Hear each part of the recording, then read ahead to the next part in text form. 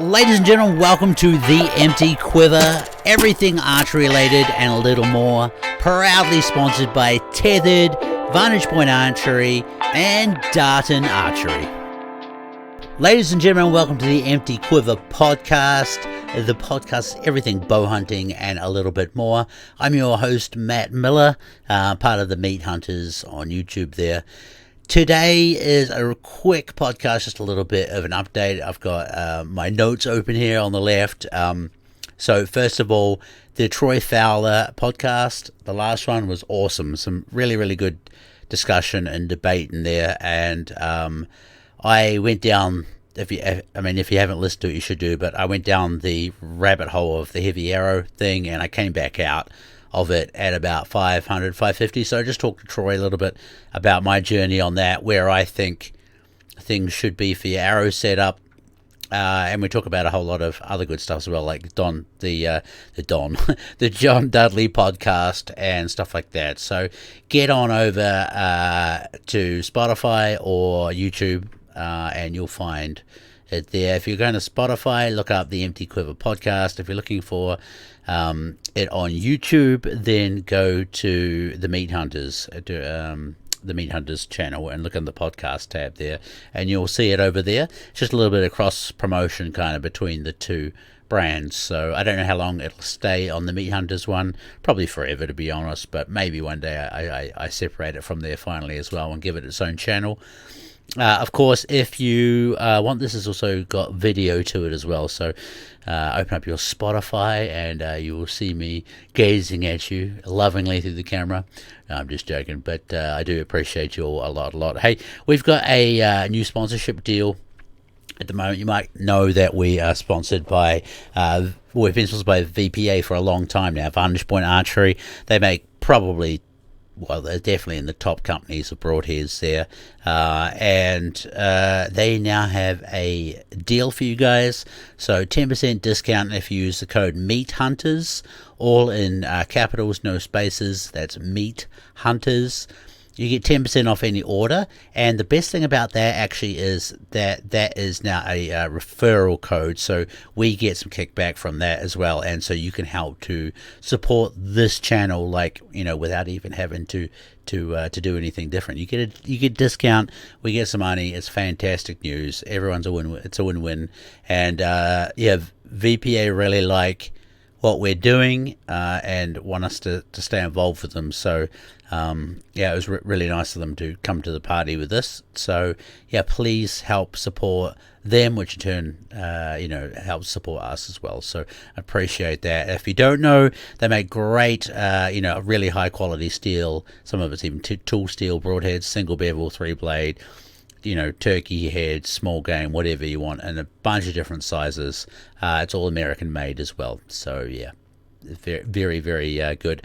I shot them actually, especially if you're new to the channel. Usually we shoot stuff and use stuff before we get sponsored by it.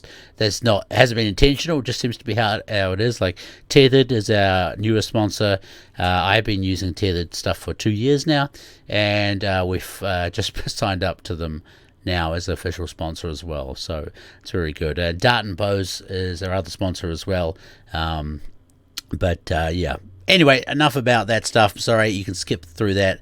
It's you know how it all works. Got to mention this stuff because we really truly do appreciate the support from all these people.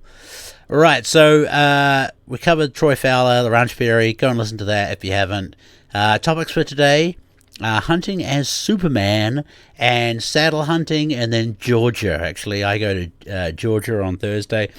If I'm lisping a little bit, I've got invisible braces in, and it's kind of affected my speech a little bit, so you'll just have to bear with me. But I can say sucker and suck test really good now, so you've got to ride the benefits of the negatives, really. So there we go.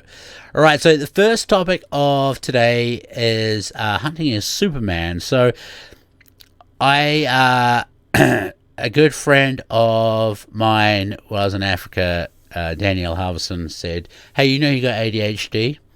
And I went, "No, I don't have ADHD." And she said, "Yeah, the way your brain works, like nobody else thinks like that. You've definitely got some sort of ADHD going on." Long story short, I took a few tests, and it's just not medically confirmed, but all the tests indicate there's a very high chance I do have ADHD, and that makes my brain come up with really kind of interesting, crazy ideas, especially when you got a lot of time in a tree saddle or whatever by yourself. I'm kind of often laughing to myself in the tree at my stupid ideas. One of them was actually to dress up as Superman. Well, I started off as a superhero and see if I can shoot a animal wearing a Superman costume or any superhero costume. And then I was like, hey, why not do Superman, because it's blue and red, right? And blue is supposed to be the color that deer see the best. And then the bonus of this too, right, is like, let's see how good saddle hunting is, because after, I'm hoping that I shoot a few in the Superman one, and I can kind of scratch off that camouflage in a saddle. Probably doesn't matter that much.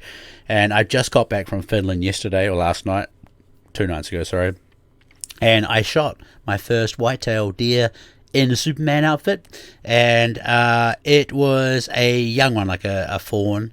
And so I'm kind of not super happy with the test results, but it did not see me at all until it kind of came running in really fast, and I had to scramble to get the camera on it and stuff. Like, you'll probably see the footage soon. I had to spin the camera around, get my bow, draw back, and I drew back a little bit kind of clunky, and then it looked up because of the noise, but it was too late for it, and I put one through the boiler room, and it just made the edge of the tree line basically.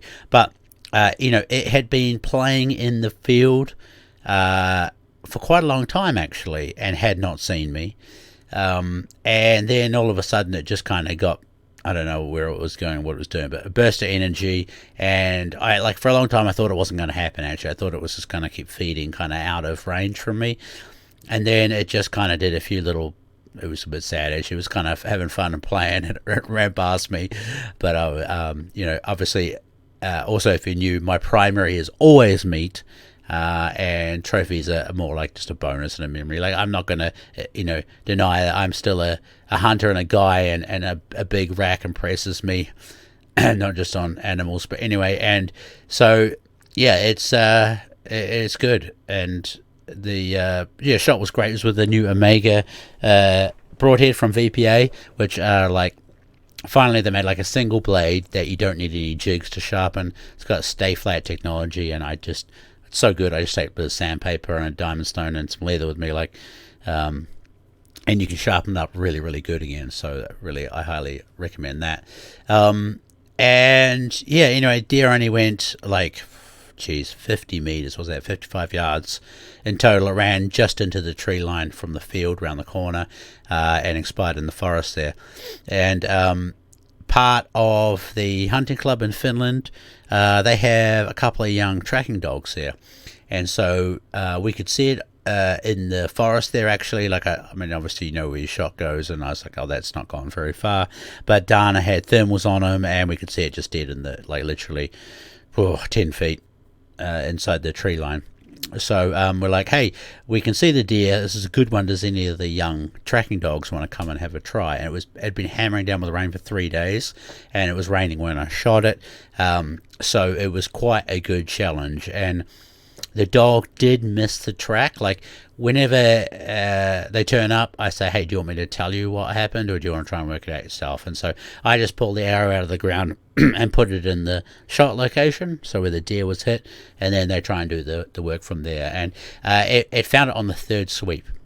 So that was pretty awesome to see the dog could even work in the rain like that.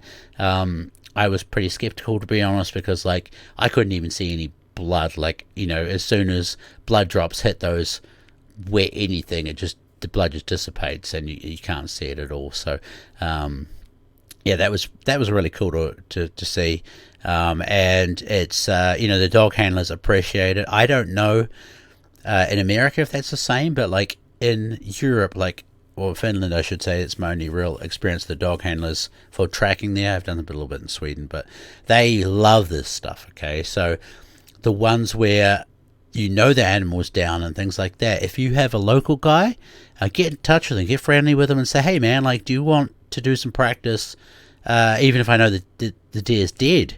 And most of them will jump at that, and obviously they're good people to get friendly with, and if you do them favors like this, maybe they're not going to charge you in the future or something like that. If they charge you. In Finland they didn't, because they're actually part of the hunting club, so they're also hunters there, but their hobby and passion is also the tracking dogs. So these are the guys in Finland that also help the police out with animals that are hit by cars and stuff like that. So they go and track them from that, and then put the animals down if they're smashed up really badly. So absolutely great bunch of guys. So appreciate that. I don't know if any of them listen to this. I'm probably talking way too fast for the Finns to understand. When I'm in Europe, I talk a little bit more like this because I got sick of blank faces looking at me. The Kiwi accent sometimes returns back pretty strong. So so that was fun. Hunting a Superman, and let's jump topic a little bit. Georgia was going to be last, but it kind of flows on to that. So on Thursday, I fly to Georgia and meet up with a friend, Christopher, who he's been trying to get me there for like 3 or 4 years now. And we met up at the ATA show last year, and he said, man, that offer's still there. Like, I was supposed to go, and then COVID happened, and Biden wouldn't let me in the country for some reason, because apparently even though COVID was going crazy in America, like one more person coming into the country might have made a big difference. Somehow logic.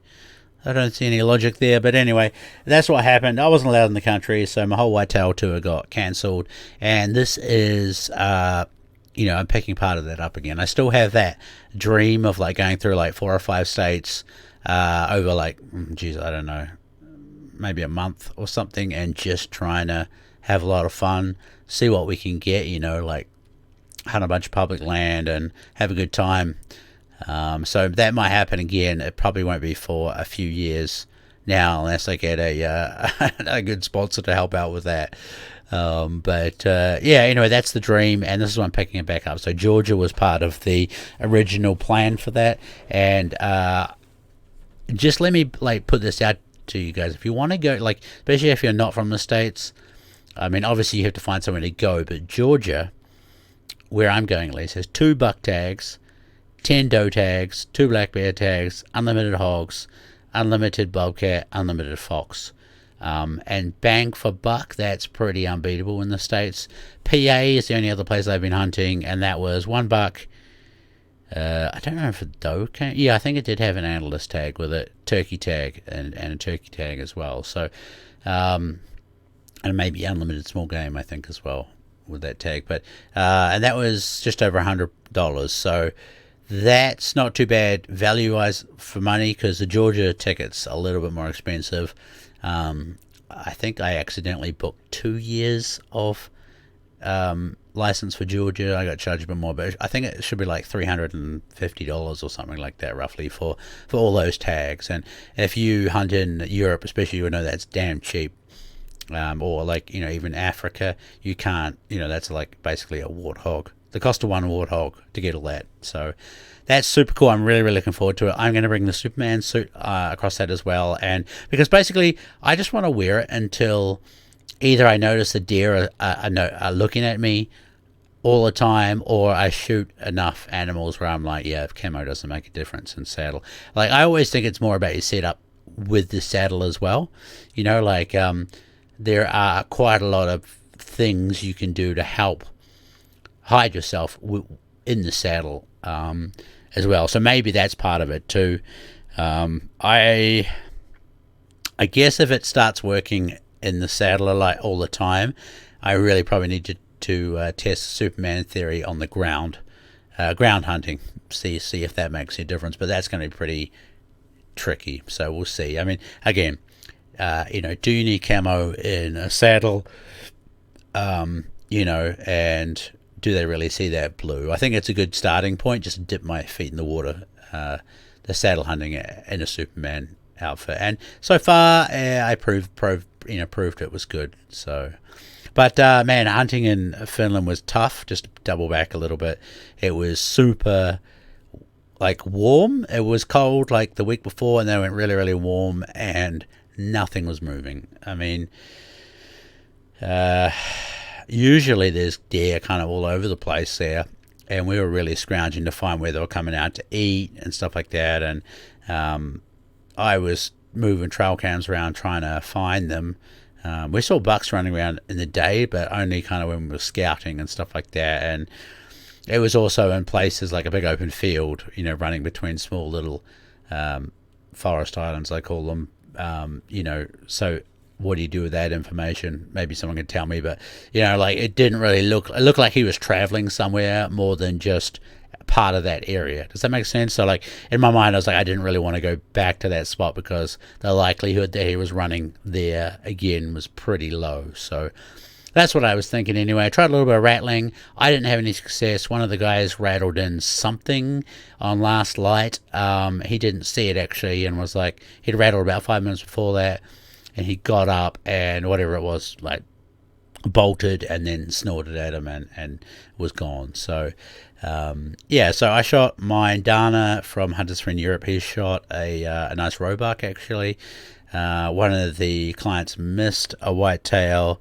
I say one got one blew at him. One blew at another guy, sorry, and then unfortunately one of the guys, good bugger from South Africa, he did not get a chance, and it was super, super unlucky. Like we had one camera that was going off all afternoon for the 2 days before he went there, and then when he went there and the next day, nothing came in at all. And that could have been maybe the wind was bad or something like that, but I just think that trip was pretty, it was pretty tough from the get-go. So that was probably a little bit, it was a mix of a few things, I guess. So, but the South African guy now loves saddles as well. He's put a wish list together for Santa and is probably going to order some tethered stuff. So that'll be good. We're probably going to go back to Finland in January when the snow's there and have a little bit of a probe around, some fun again there. It's a great place to hunt. It'd be interesting to see, compared to American hunting, obviously every state's different, but how it is for whitetail hunting there. I feel like it's probably quite unique in the way the terrain is and the agricultural land and stuff there. So I have this dream, and I'm trying to work on it with Tethered. They're pretty interested in it, but I just kind of need to kick it off to get like the best, quotation marks here obviously, because it's probably impossible to know who exactly the best whitetail hunters are, but at least some of the content creators like Hunting Public and I don't know, Seek One, and I'm just banging some names off here, get them to come over and just drop them in Finland and see how good they really are at whitetail hunting. Completely new environment, maybe give them a set of trail cams to use or something like that, or maybe they can bring their own over, I don't know, and maybe give them 2 weeks there and see what they can come up with. There are some nice bucks running around there now. We saw some pretty nice ones on the trail cameras and stuff, but that's like 1 a.m. in the morning and things like that. So we went back up to those areas and tried to rattle, actually. I forgot about that.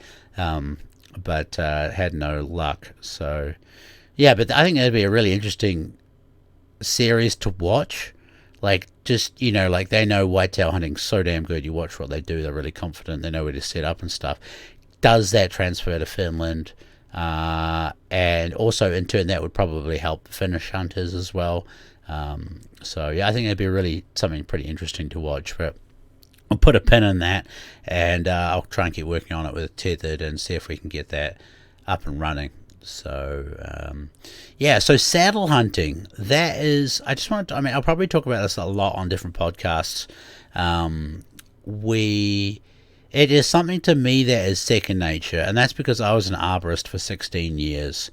But the more I look into it, I think the more information we need out there for people, because I call them double wrappers. There's so many people there that are backing up systems that don't need backing up.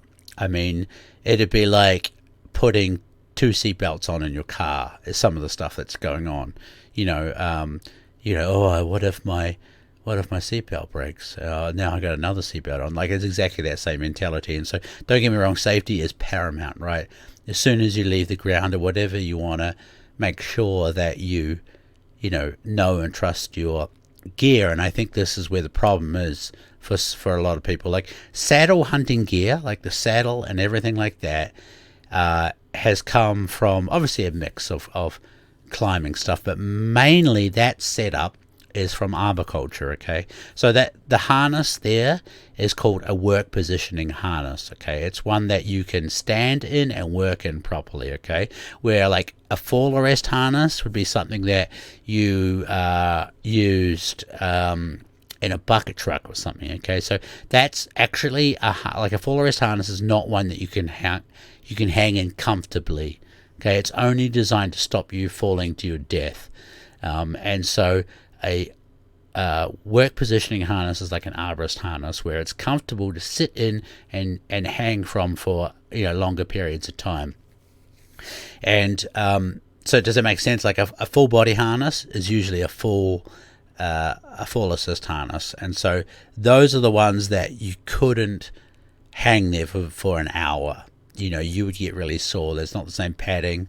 The leg straps will start cutting into and stuff like that. Those are only like emergency situation ones. I'm forgetting something. There was another type of harness that I forgot. But anyway, so this is where I'm coming from with that. Is like this gear is actually specialized climbing equipment. Okay, and I used to teach arboriculture for 3 years. I did 2 years in a training institute, like a technical college. We call them a polytech in New Zealand, basically a trade school, right? And so I'm trying to remember, but the curriculum for actually like climbing, getting used to your gear and all that stuff took about a week or two, and that was like almost one-on-one tuition. Now the key to having confidence in your gear is understanding it. Okay, and this is where I think most people, especially in America, not everyone, obviously I see some great, fantastic comments, so don't like if you're confident in stuff, this does not apply to you at all. This is just me generalizing when I read social media posts. They don't understand what their gear does. Okay, I mean, like I tried to break down what your pole belt does, and like every single part of what you do, you need to understand it. Okay, like for instance, your sticks and your platform they actually don't have to be rated. Okay, obviously you want that string to be, but that is not life-saving equipment. So you should never be relying on your sticks and your platform. Obviously you want it to, and that's what a good brand of gear is about, right? But your life-saving part of your equipment is only your lanyard and your tether and your harness. Okay, so like for instance with CE, you probably don't know what that is, but there's CE, it might be certificate, I can't even remember what it stands for actually, but it's like the European safety standard thing. So like for saddles to be sold in Europe, they'd have to get a CE certification, and the only parts of that system that would need it is the harness, obviously your carabiners, but they're already done. Harness, carabiners, and actually you don't even need to get the tethers. Did tethers done because they are ropes. Maybe the splice. I'm not sure if we need. I think splices do need CE certification actually too, but that'd be pretty tricky. So no, I think it's just the harness actually. Harness, carabiners, ropeman obviously has it as well. So, but anyway, let's go back. Like your lineman belt, okay? Like it doesn't matter what part you're talking about. It's only as strong as your weakest link. So, the rope itself, that 8 mil, I think that's like, I looked at it the other day. Damn, I can't remember. It's like 3 or 4 tons, right? I have to go back to the website and look about. I should have got that on my notes before I started. But anyway, so you can hang a car off that, right? But the problem is that then you need a connection points to it. Okay, and so when you add a knot, like say you didn't have your spliced eye in there, you just had like a fisherman's or a bowline or something like that. Anytime you add a knot to your rope, you halve the breaking strain because of the way the fibers work in the rope. Like they're running straight up and down next to each other, and when the weight is parallel, perpendicular, I don't know.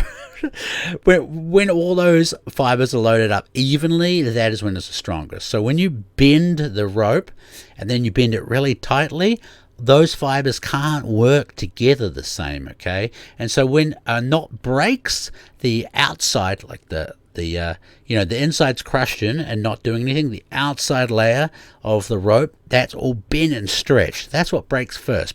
And then obviously the rest of it goes after that. So splices are much, much stronger than a knot, okay? So you take that 4 ton, let's say, make it easy, then now you're down to 2 ton, which is still, you can hang a car off that, right? And then you've got your carabiners, which are rated about the same, and then your ropemen as well. So I just really, really, really want to touch on the ropemen. I run the ropemen on 8mm rope, okay? And yes, like if you look at the ropemen, it says 10 to 13mm from memory rope on there, okay? So 8mm out of spec, okay? But this is where I'm talking about understanding your gear. Why does it need that rope? Like it clearly holds, right? And I have my stopper knot in the back of my lanyard or tether or whatever, so it doesn't matter if unless the whole tether blows up, then it's gonna the whole ropeman blows up, then it's gonna matter. But that's not going to happen. So basically, the reason actually why you have a rope diameter specs in those grabs, obviously if it was like 1mm rope, it's not going to grab, right? So there is a thing, you can't run 6 or 4mm, right? But if you had a lot of slack in your system and then fell onto your ropeman, those teeth would probably break through the outer sheath of your pole belt or your tether and strip it, okay? And then you'd fall down and your knot would probably stop you anyway. But that is actually why you're not supposed to use 8mm on your with your ropemans. And so if you have that bigger diameter rope in there, there's more surface area contacting those teeth. And so if you were to fall with a lot of slack in your line, and if you're climbing with slack in your system, you're doing it wrong anyway, like that, so you can free fall onto your system. Obviously you need slack to climb, but there's a difference between free falling slack and workable slack, right? So yeah, if you fall on that ropeman with 8mm tether and there's enough force generated by your free fall, then those teeth can break into that rope. And this is another thing, is like you probably don't understand how your ropes work. Most ropes have a core and then a sheath, okay?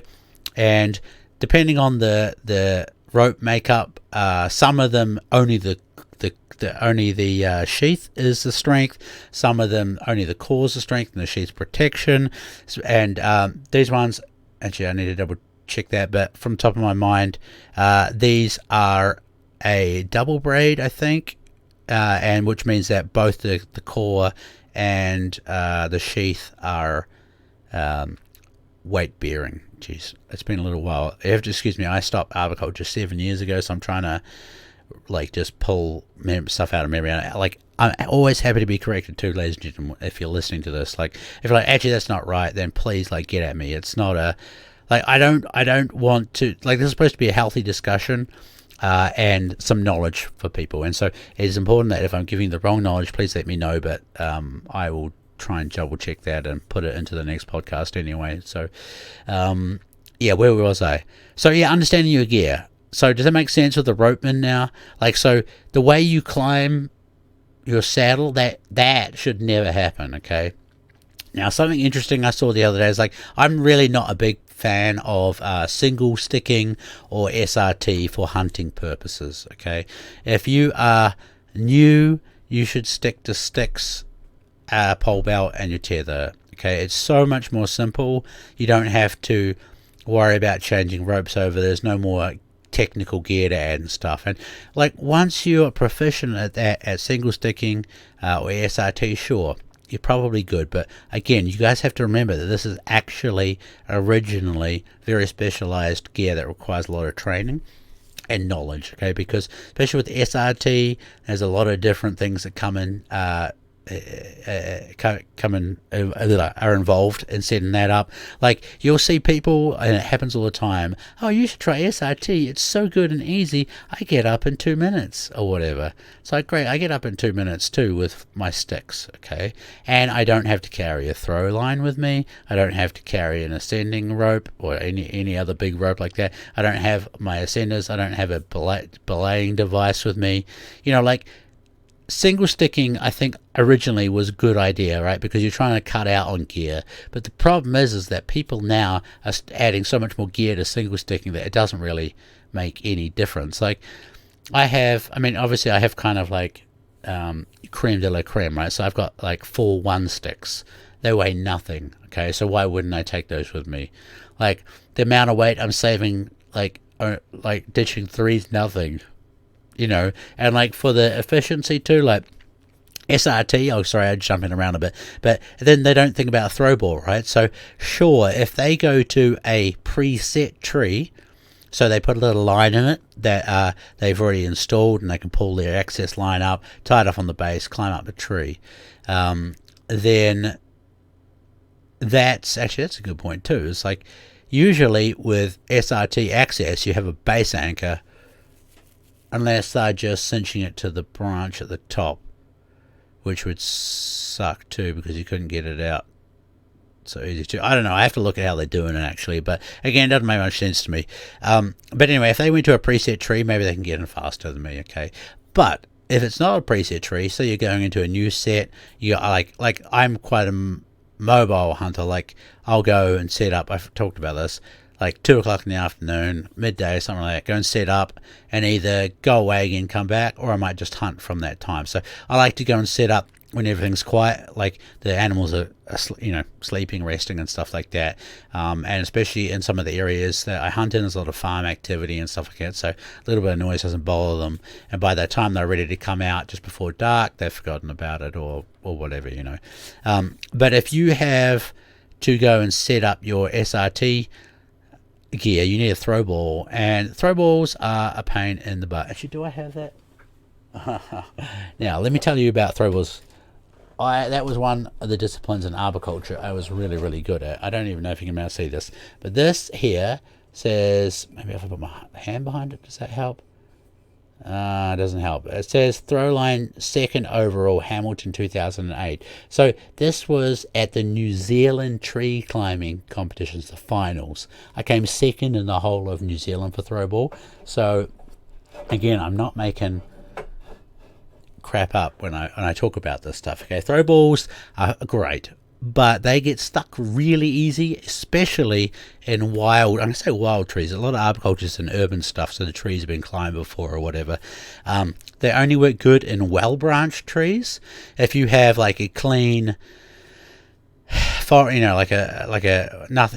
tree with no good limbs on it, right? Then you're going to be really, really pushing shit uphill to get a secure, safe line in that tree. So, you start to limit which trees you can go into again, which is kind of defeats the purpose of saddle hunting. Like, you should be able to set up in any tree really easy. There was someone put a picture up the other day of a stuck throw ball. Like, I've done that a million times. When I was working, probably not a million times, but at least 100, I'd say. And it's a pain in the butt. And you actually, if you know what you're doing, you can get it unstuck using another throw ball. But by sliding a loop up and pull it up above, and then you use that loop to kind of leave. Anyway, I can do a video on that. But I don't know. I'm just really torn. I feel like SRT shouldn't be in saddle hunting. It's just like overcomplicated. Again, you need a lot more gear, so you're kind of defeating the purpose of what I feel is the core of saddle hunting. Light, agile, mobile, fast, and easy and simple. Things need to be easy and simple for most people, okay? And so again, maybe it works for you. If it does, great, that's good, but I don't think anybody should be suggesting that stuff to new people, and especially not, I'm going to call it general public. Sorry, it's probably the best term for it. It's more specialized gear. You've got a higher chance. So anytime you add more gear or more steps into a process, you inherently gain more risk. Okay, I mean, like for instance, like what's a like a really stupid thing around the house. Okay, you're going to do toast. Okay, you put your toast in the toaster. Toaster pops up. Toast pops up. Sorry, it's pretty normal. Now you have a whole bunch of different knives to pick from. Okay, and you're going to do a peanut butter toast, right? So you use just a normal flat butter knife and you put the peanut butter and the butter on. It's good. Okay, but now you want some like ham, because ham's freaking sick, right? But you got to cut it. So now you're adding a sharp knife in there. You get where I'm going with this, right? Is that you're still doing toast, but you're just changing what it is. And sure, maybe the ham's a better reward, but you need that sharp knife now, unless it's pre-cut. That's a stupid analogy, but I think you can get what I'm saying. And then, most people that I'm seeing can't even function confidently at nighttime to get out of their saddle gear. Down, like the best way to think about using sticks is it's just a ladder. Climb up and down a ladder. Like most people can do that, but now you have a lanyard on. So like instead of falling off your ladder, you're going to slip. Maybe you get some cuts from the steps and stuff like that. That sucks. I've seen the photos. I'm sorry for that. But just go slow, go down slow and feel, you know what I mean? Like, again, trust your gear. Like I have mine set up so that I take some slack out of my tether and I lower myself onto the top step. It makes sense. And like, if you can, don't set the platform directly up, stick, don't have your platform above it, have it off to the side.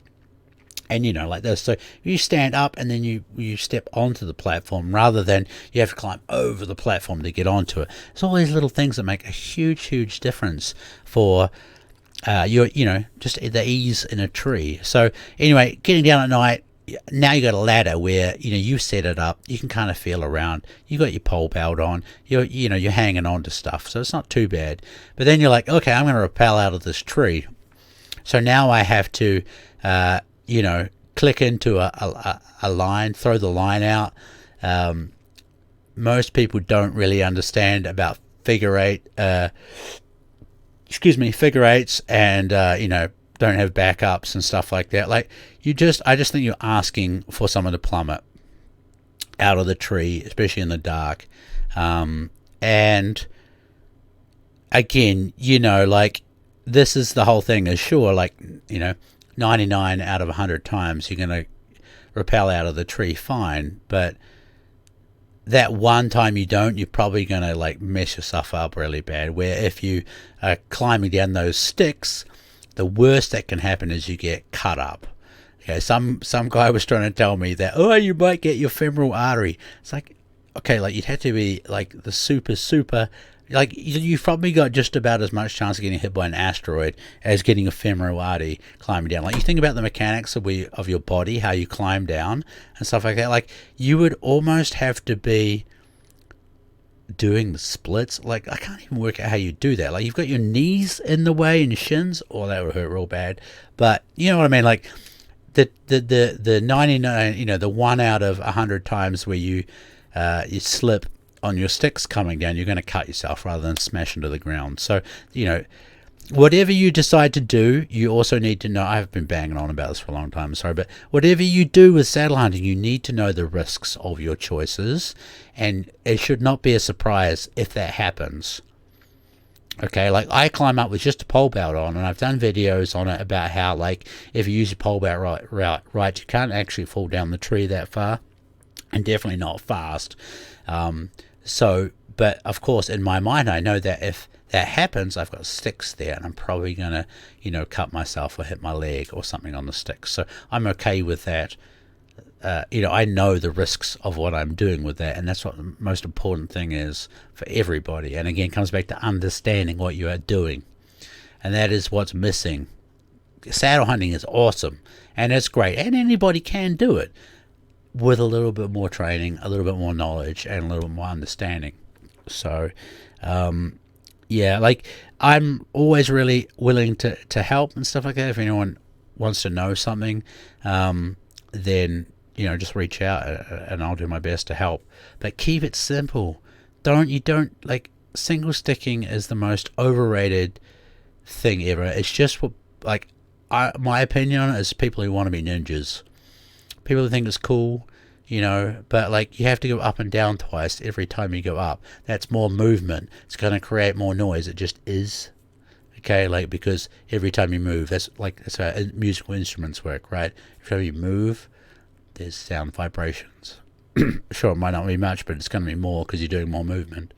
And you can't, well, you can, but it's harder to leave your set. Maybe you just want to leave it there for the morning or come back in tomorrow night, like you have to do that again unless you want to haul yourself up. Most people can't do that. That's actually really quite hard to physically haul yourself up. DRT or SRT, it's not as easy as it looks. I had a good six-pack for 10 years of my life, basically. I did agriculture for 16 years. The last 6 years I started to get a little bit on the off the tools and do training, and I lost my abs basically. But yeah, it's not easy, so try and keep it easy. Don't overcomplicate things, especially if you're like new and you want to get into it. Add to it as you go on. Don't jump in the deep end with stuff. Okay? Learn how to put your sticks on the tree properly. That's where most of it comes from, right? Like when you put your stick on the tree and you lash it off, pull the bottom out and then pull the top down, and that seats it in there better. Okay? Then when you put your foot on it, don't just go, oh, it's okay now, and start climbing it. Like, feel the weight. Feel if it slips. You know what I mean? Like you start to feel this stuff. Check the strings, the ropes, however your stick attaches. Don't use it if it's got wear, if it's got frayed line, broken line, anything like that in it. Because hey, guess what's going to happen? It's going to break and then you're going to fall. Those posts that I see on the internet. Oh, this happened to me. I wanted to put it out as a safety thing to everybody else. It's like, no shit, that happened, man. You should have known that could have happened before you went up in the tree. It shouldn't be a surprise to anybody. And like, I'm so happy that person's there writing that happened. Okay, that means that they're okay. Obviously a bit sore or stitches or in hospital recovering or whatever, but there shouldn't be a surprise to you. Those accidents shouldn't happen. In arboriculture, in New Zealand, I don't know how many people die worldwide. It's not that many, really, compared to a lot of industries. The New Zealand forestry industry, which is pretty similar, in 1 year killed 15 people. I think some guy died this year in New Zealand, unfortunately, RIP. But before that, I can't think of another death in 10 years in New Zealand, I don't think. And it's just because, and this is really going to be, New Zealand is awesome for a lot of things. We're a great small country, but arboriculture training and passion and the safety culture there around arboriculture is what holds it all together.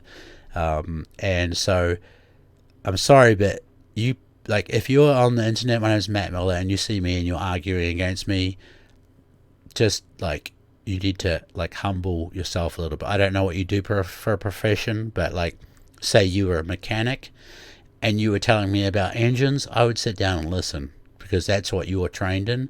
I was trained in arboriculture. I was on the safety commission for many years. I wrote lots of health and safety documents, even for some massive projects, for some Australian companies and stuff like that. I've trained people in arboriculture. I understand everything to do with climbing trees very, very well, inside and out. And you just, this is like a stupid egotistical thing to say, I guess, but I'm very open to listen to stuff.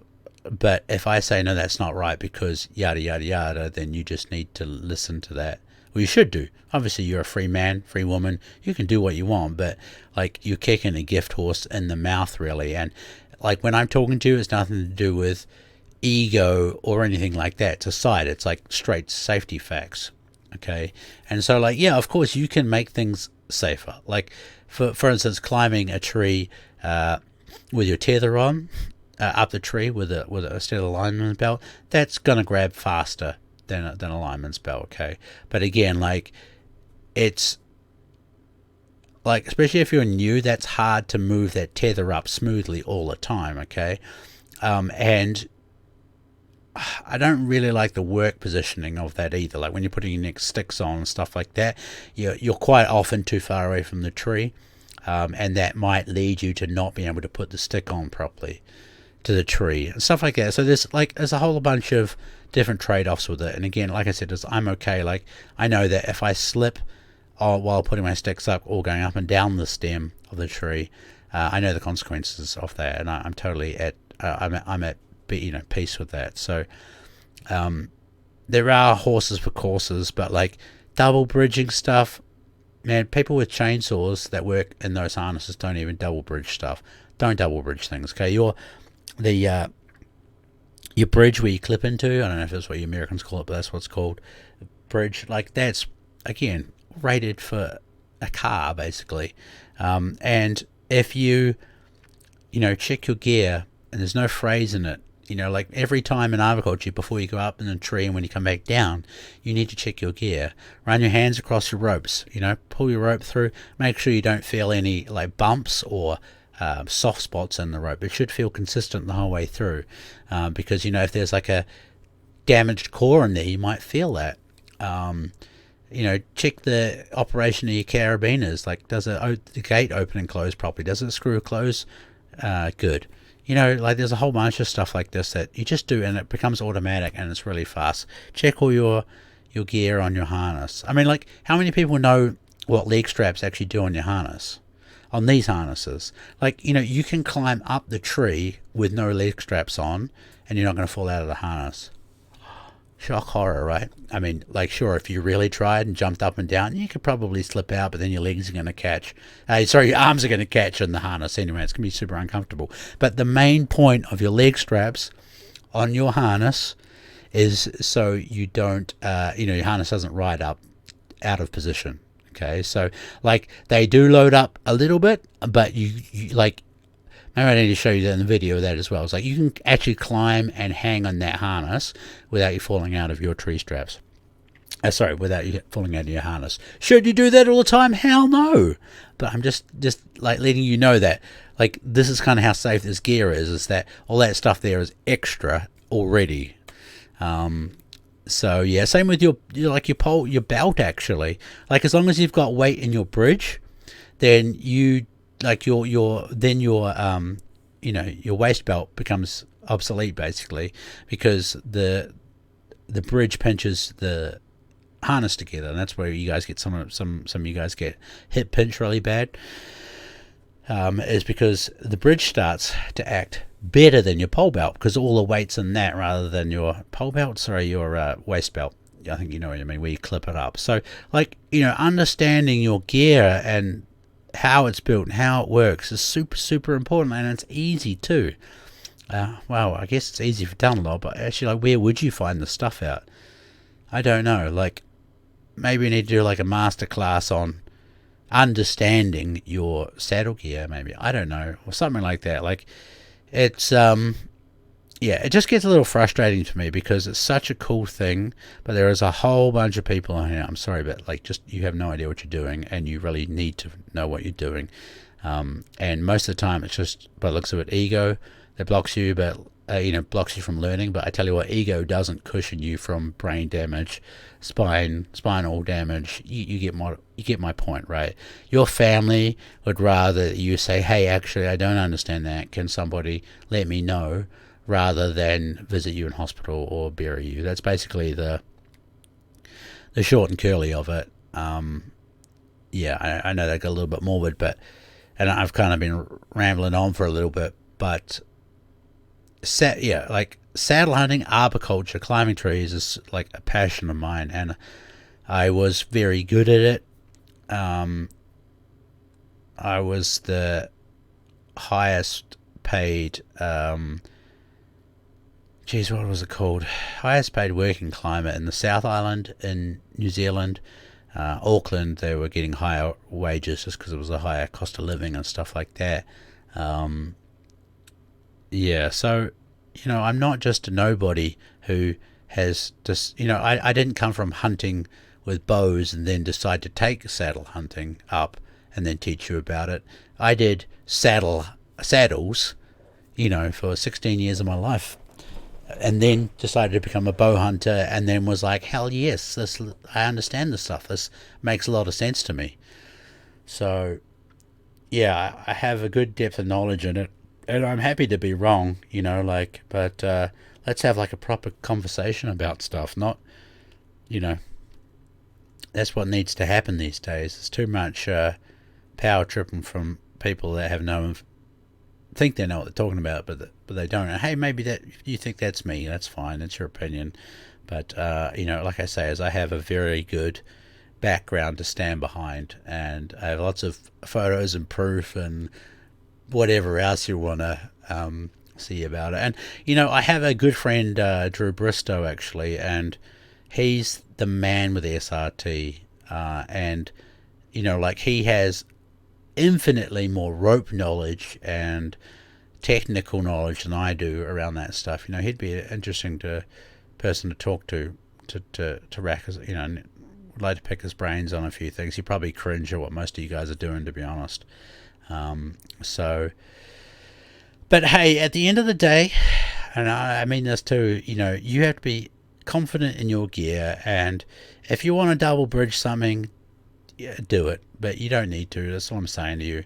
But if that's going to give you peace of mind, man, hey, you live your life. And look, the one thing I will say is adding it is probably not going to do any bad stuff. I can't think how, unless I can't see how that would have any negative impact, apart from you're a bit heavier, but safety wise, and you've tied it up properly, and it's not interfering with any of the original safety systems, sure, I don't see any negative of doing that. It's a little bit like scent spray, right? Like, I don't use scent spray. If you use it, good for you. It probably gives you that confidence out there. But I don't think those two actually work together. But anyway, I hope you know what I'm saying. Hey, listen, that's cool. I wanted to keep this one shorter. Go to Georgia on Thursday. I'm sure I'll run a podcast after that. I have some cool guests coming along. I just got to get them booked in, but they've said they will. Pedro Ampuera, I hope I said his last name right, is coming on. Got to pencil him in properly. Danielle Harvison, you might know her from TikTok and stuff. Awesome, crazy girl. She's good fun. Met her in Africa. I'm trying to work on Tim Wells. He's being a little bit cagey about it, so I don't know if he's going to come in. Then I've got a few other people that I think can be interesting to talk to. I really want to get some Swedes on to talk about bow hunting. There's a whole bunch of people that have just tried bow hunting for the first time this year in Sweden, and so I'm really interested to talk to them about it. I get really pissed off with quite a lot of the bow hunting stuff over here because it's just it's annoying.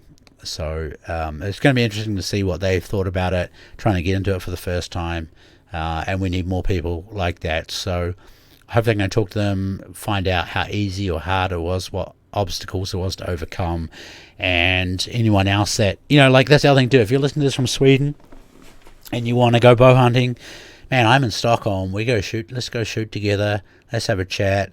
I'm very, and I have helped people out a few times now. I was trying to get them started and stuff like that, so we can do good deals at Hunters Friend Europe. There's lots of good beginner bow hunting packages and stuff like that. So I know Dana, who manages it really, really well. He was just in Finland with me, and I can say, hey man, there's this person and they want to start bow hunting. This is their budget. This is their draw length. What can we do for them? And he'll put together 2 or 3 different packages for you to choose from. So yeah, hey, but anyway, thank you very much for listening. Again, this is I hope it's the bad thing about this is a one way conversation, right? I'm talking to you, you have to listen. Please leave me some feedback on YouTube or on Spotify. I believe you can leave messages there too. Appreciate you all. Keep an eye on our social media channels over the next 10 days, really, from Thursday, because I go to Georgia. I'm hoping to shoot my first kind of biggish buck. I've shot a few bucks, but they've all been pretty small, which again, for home here doesn't matter because meat is meat, and I love meat, but I do have an itch that needs to be scratched, and I love whitetail. It's such a beautiful animal, fun to hunt, and I would love a nice buck on my wall here to make me smile next to the red stags and fallow deer and stuff like that. So hey, maybe a black bear too. I don't know how many black bears are there. That's something I've never even seen. I've never seen any bears before in real life, so should be good. I've got a whole bunch of those omegas. I'm going to put through anything that walks through. I've got some small game heads because there's supposed to be lots of hogs in the area too, so that could be a lot of fun. But anyway, hey, thank you very much. This is the Empty Quiver Podcast. Everything bow hunting and a little bit more. I'm Matt Miller. Make sure you share this around, and make sure you... Make sure you share. Make sure you share all our content everywhere. I appreciate you a lot. Cheers. Bye.